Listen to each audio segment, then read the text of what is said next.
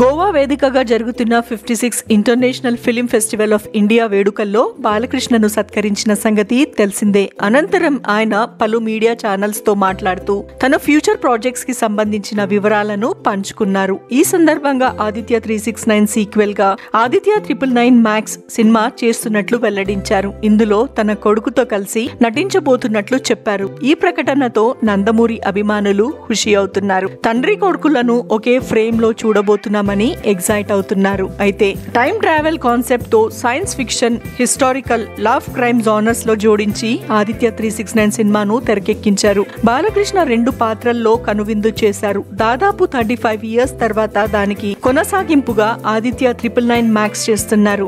బాలకృష్ణ, మోక్షాజ్ఞ కలిసి ఎలాంటి కథతో వస్తున్నారనేదే ఆసక్తికరంగా మారింది. క్రిష్ జాగర్లముడి ఈ చిత్రాన్ని దర్శకత్వం వహించే అవకాశం ఉందని టాక్ వినిపిస్తుంది. అయితే నందమూరి మోక్షాజ్ఞ డెబ్యూ కోసం నందమూరి ఫ్యాన్స్ ఆతృతగా ఎదురు చూస్తున్నారు. గత ఏడాది ప్రశాంత్ వర్మ దర్శకత్వంలో మోక్షాజ్ఞ లాంచింగ్ ప్రాజెక్ట్ గురించి అధికారిక ప్రకటన వచ్చింది. కానీ కొబ్బరికాయ కొట్టకుండానే ఈ సినిమా ఆగిపోయింది. మరి ఇప్పుడు ఆదిత్య 999 మ్యాక్స్ సినిమాతో నందమూరి వారసుడికి హీరోగా పరిచయం చేస్తారా లేదా దానికంటే ముందు ఇంకో సినిమా చేస్తారా అనేది వేచి చూడాలి.